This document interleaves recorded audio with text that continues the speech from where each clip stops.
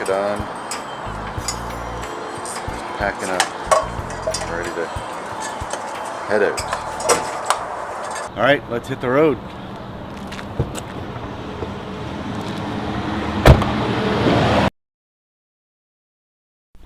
We left home this morning bright and early. It took us about 3 hours or so to get up to the park. We were actually the first people to arrive for backcountry camping this season in Algonquin Park, which is pretty cool. You know, once we got to the park, we were the first ones here, so it was great to just be able to put everything in the canoe, head out.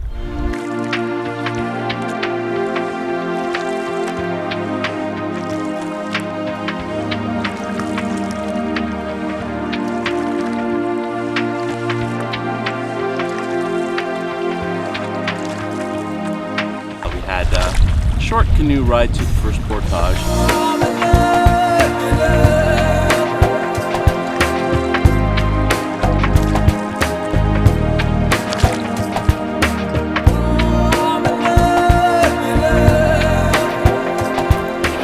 Got to a portage, put everything in the canoe and carried it on the wheels.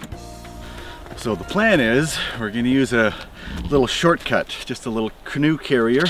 Little portable thing that we're going to be able to put some stuff on here and carry the entire canoe on this, and with a backpack do it all in one trip instead of having to go back and forth and lugging it. So let's see.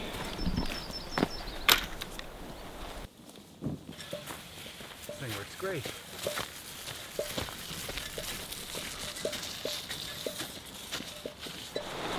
You can see here, this is the reason that we're portaging. The river is rapids here, so that's why we have to make a 1 kilometer portage all the way around this.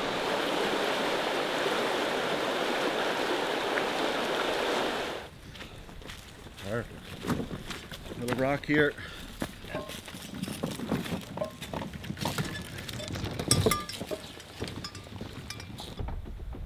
Well, there we go. We just finished that portage, well, just over 1K. So here we are at Shirley Lake. This is our home lake that we're gonna camp for a few days. So now we put the rest of the stuff in the canoe and head on up to a good site.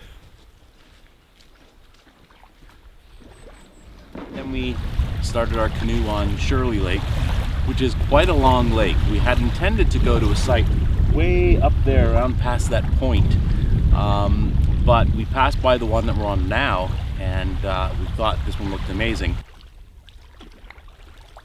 Ramming speed.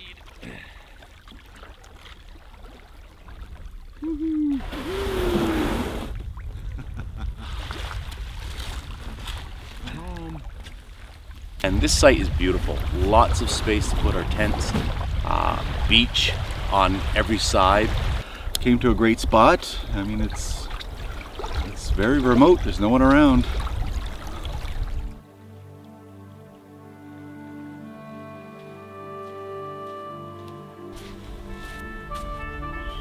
When you arrive at a campsite, there's a few things you've got to get done. Put up your tent. So that's one of the first things I did.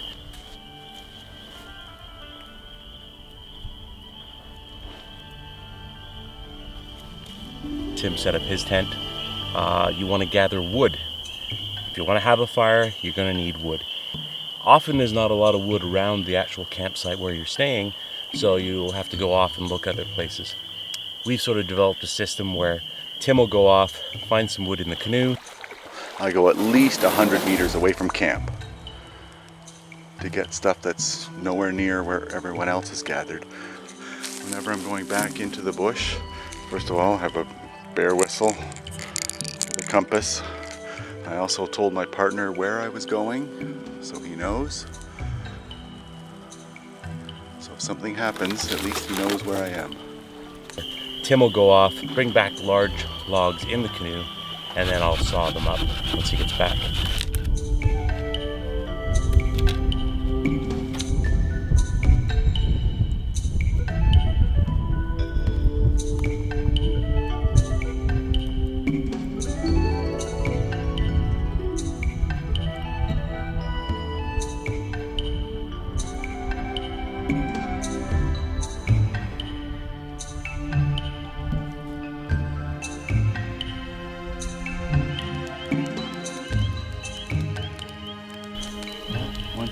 here, set up our tents, sat out, enjoyed a little, relaxed, just having some dinner. Got a chicken. Gonna have some nice dinner. Hear the frogs in the background. It's beautiful.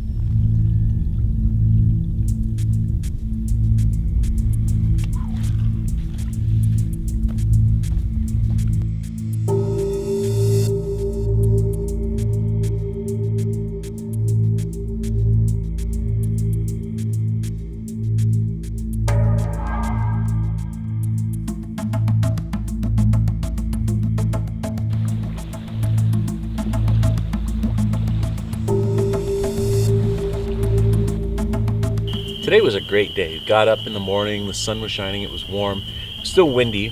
The wind was a little cool, but if you found a sheltered spot, it was great.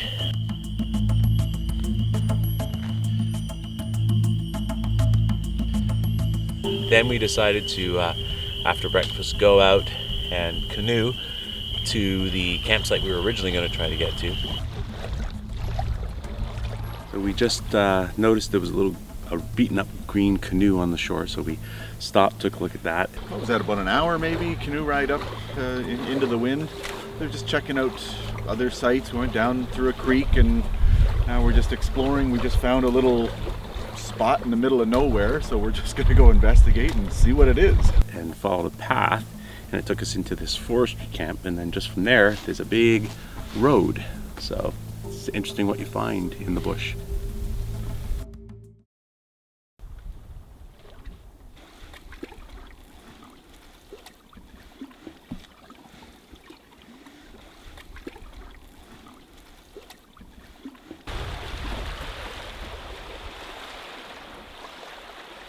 Name an animal that lives both in and out of water.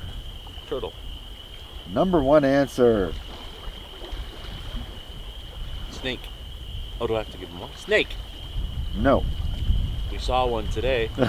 Yep. Frog. Number two answer. Flying fish. That was good though. Huh? No, but they don't live out of the water. No, but so there were beaver, seal, beaver, yeah, alligator, and duck. Tonight I'm just going to use some lip therapy and some cotton balls and a flint striker. So I'm just going to pour out some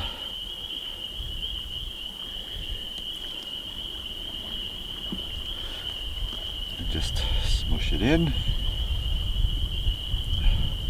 and put a flint striker in.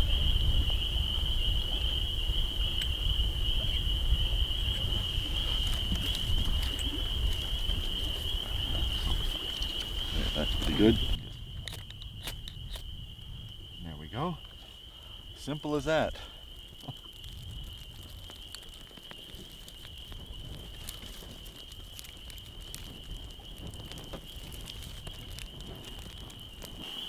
I'm just having a nice dinner. We were out fishing on the lake today, so I'm having fish and macaroni and cheese. This is gonna be good. Okay, so maybe I lied a little bit. This is the Algonquin tube fish. Not exactly first rate, but it's still delicious.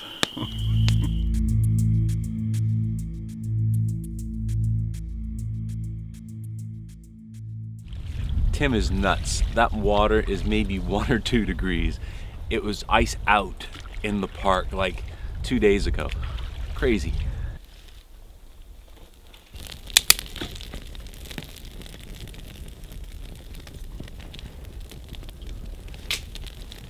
So we just cooked breakfast on the fire. I had some English muffins with sliced cheese on it. Tim had his sausages and bagel, and he's just down there washing his dishes at the moment. We're getting ready to go for a canoe ride.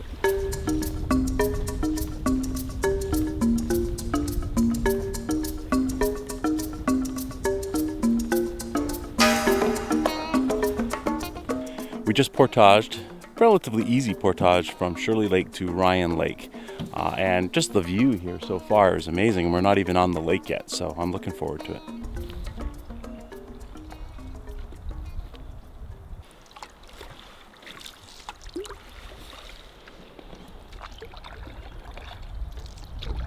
So Tim is fishing, and in order to film him fishing, I'm sitting backwards in the canoe, and for more stability, I sat on the bottom of the canoe.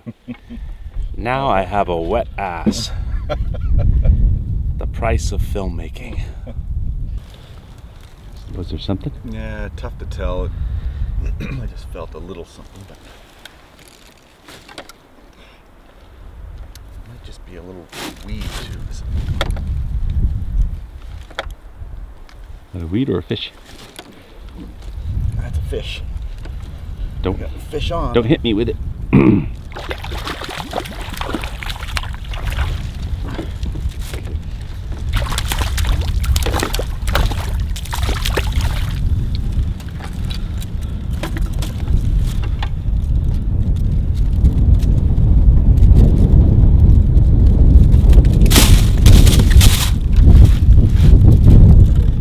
Big enough?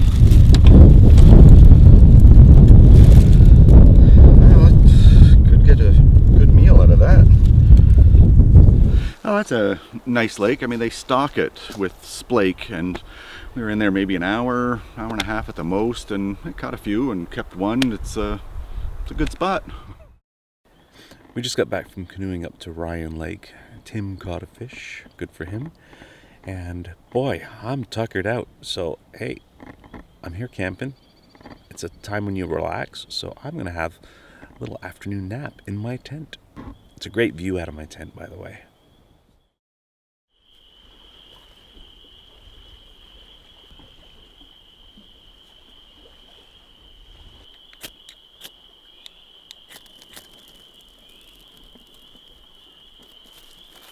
Wow.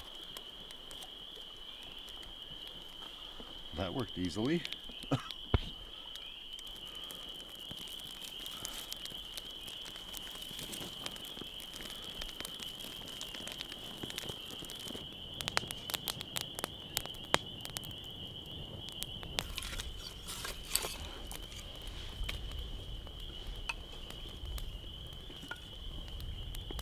Nice little fish better.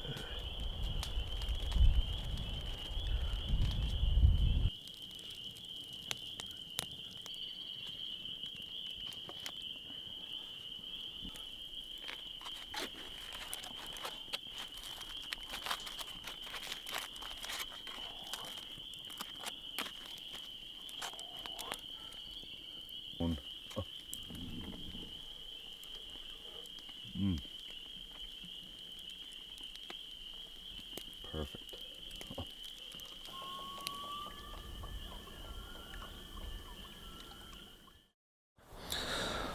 Okay, good morning. It is our last day here. It's 9 o'clock in the morning. I've been up earlier, and it's quite nice out. It's warm. It's windy. I think the wind is against us on our trip home. But what we're going to do is pack up, have a little bit of breakfast, and then get in the canoe and head home. As is often the case when you're camping, weather doesn't always cooperate. It's the morning that we're leaving, and every now and then there's been a light bit of rain, so I want to get this tent packed up before it rains.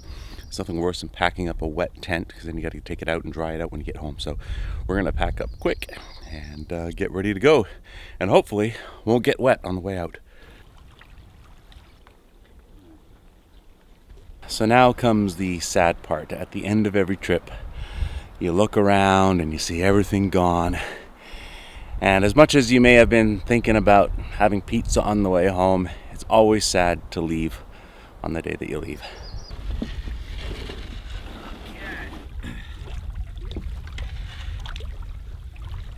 we go.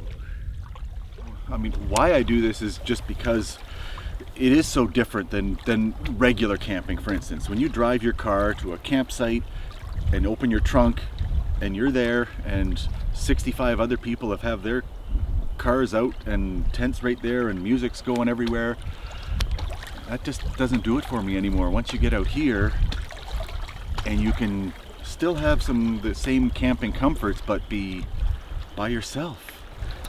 I mean, look around. If you look across the lake, there are no other campsites anywhere over there.